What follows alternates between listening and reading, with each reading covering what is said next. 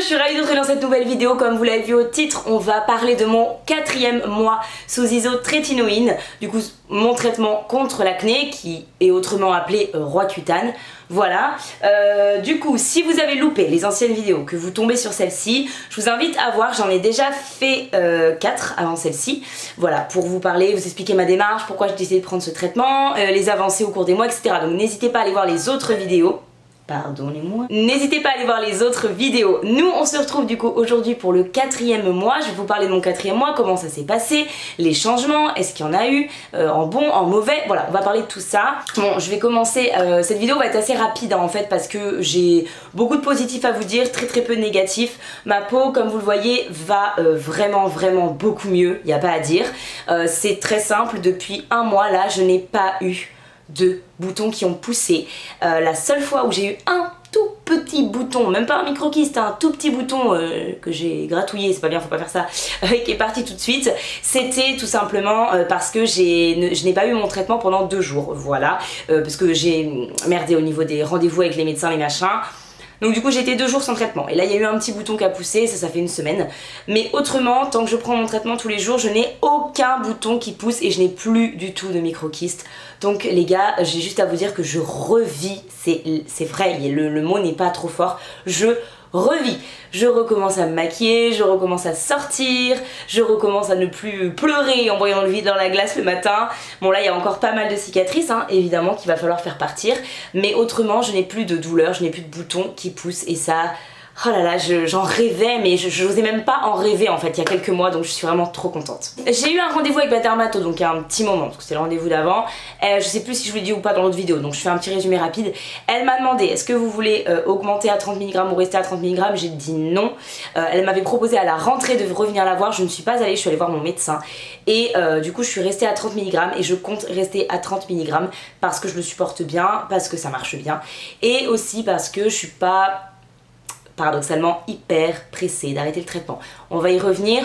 Je veux juste reprendre du coup sur les effets secondaires que j'ai en ce moment. Sécheresse, voilà, toujours.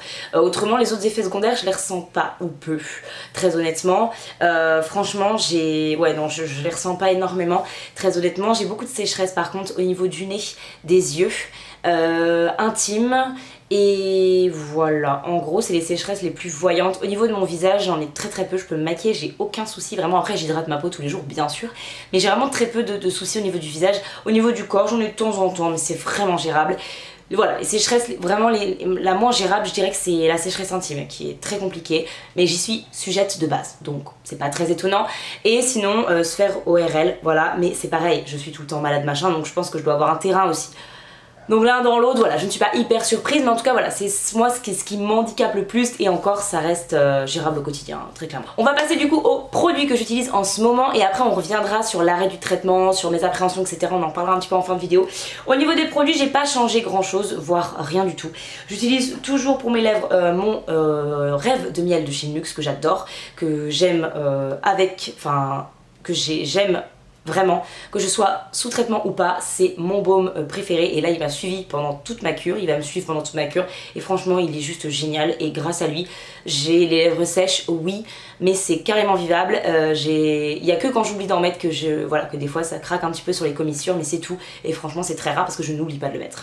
Pour mes cheveux, j'utilise toujours globalement l'huile de chez Nuxe, autrement ça va être des shampoings, des machins, mais j'ai testé pas mal de choses.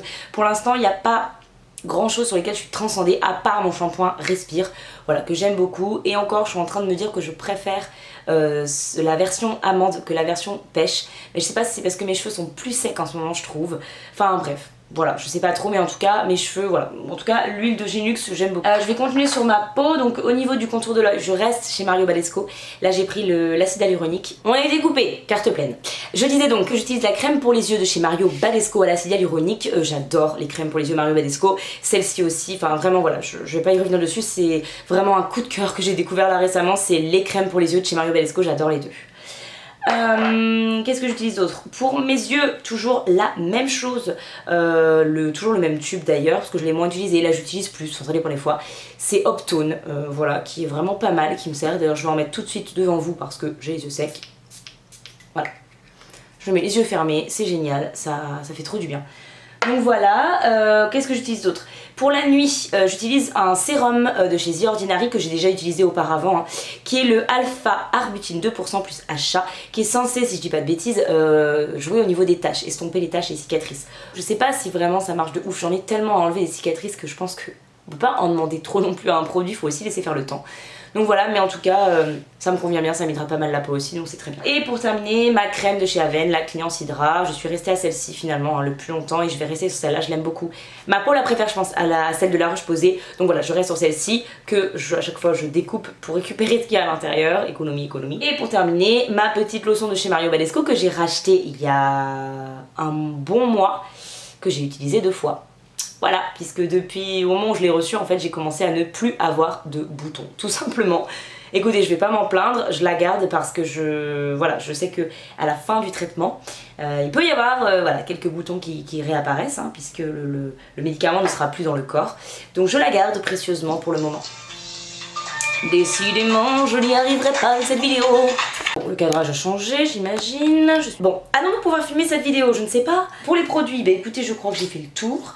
Hein, je vous parlais de la lotion, mais voilà. Et du coup, je peux faire ma transition très mal faite du coup après cette interruption sur le dernier point que je voulais aborder avec vous dans cette vidéo, c'est l'arrêt du traitement. Je suis censée arrêter mon traitement en janvier et depuis que j'ai une date butoir, je commence à pas être hyper sereine de l'arrêt. Je sais que c'est pas bien. Je sais que c'est très paradoxal parce qu'il y a beaucoup de gens qui au contraire ont hâte d'arrêter, machin, nan. Moi c'est pas trop le cas parce que j'étais tellement mal avec l'acné que je préfère supporter les effets secondaires que je vis actuellement plutôt que de réavoir de l'acné. Et 1 million de fois, je vous le dis. Hein. Pourtant voilà, il y a des effets secondaires pas trop cool. Les sécheresses sont à certains endroits assez difficiles à vivre. Mais honnêtement, je préfère ça en fait à l'acné parce que vraiment je supportais plus. Donc je suis un peu dans un mood de, ben voilà, j'ai pas hâte au mois de janvier quoi. Il va falloir que je travaille là-dessus psychologiquement parce que clairement l'acné ça a aussi une part, enfin en tout cas en me concernant je pense, une part aussi psychologique. Hein. Je pense que c'est mon corps qui me dit quand il y a trop de stress etc. C'est pas très étonnant, hein. Les 2 dernières années là j'étais dans une période de stress etc. Donc je pense que mon corps m'a tout simplement envoyé un gros signal d'alarme et que je veux prendre en compte. Mais voilà, il va falloir vraiment que je fasse attention à ça. Et voilà, si vous avez des astuces pour essayer de relativiser, de tout ça, je suis preneuse, voilà. J'essaye, hein, je me dis que voilà, ça marche chez plein de gens, enfin j'essaie de me mettre ça dans la tête, mais mine de rien, il y a toujours voilà, une petite voix derrière qui me... Enfin, pas une voix, mais une petite appréhension qui me dit « Ouais mais meuf, si t'arrêtes le traitement et qu'il y a tout qui revient, tu fais quoi ?» Voilà, bon, ça va pas arriver, voilà, ça ne va pas arriver, il n'y a pas de souci, je suis sûre, le traitement a très bien fonctionné sur moi, de manière normale, c'est-à-dire qu'au bout du 4e mois on m'avait dit qu'on verrait les effets et je les vois, tout le monde, enfin voilà, je les vois et j'ai plus de boutons qui poussent donc c'est génial. Je vais prier pour être une des personnes qui entre dans la catégorie de ça fonctionne et c'est génial. Sauf que je sais aussi que je ne suis pas une ado, que je n'ai pas 16 ans, que j'en ai bientôt 28 et que l'acné adulte c'est beaucoup plus difficile à traiter que l'acné adolescent.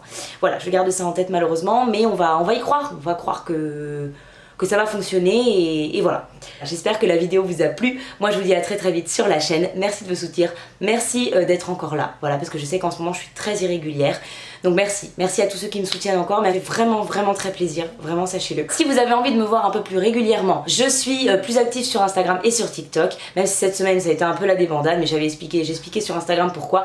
Donc n'hésitez pas à me suivre là-bas, voilà, je poste des make-up, etc. On parle pas beaucoup d'acné, hein, très honnêtement là-bas. Je vous donne des petites updates comme ça, je vous parle pas mal en DM aussi, mais par contre il y a des nouveaux make-up qui sortent, voilà, sur Instagram. N'hésitez pas à me rejoindre parce que j'ai prévu des petits make-up d'Halloween. On se donne rendez-vous très vite dans une prochaine vidéo et sur Insta pour Halloween. A très vite, bye!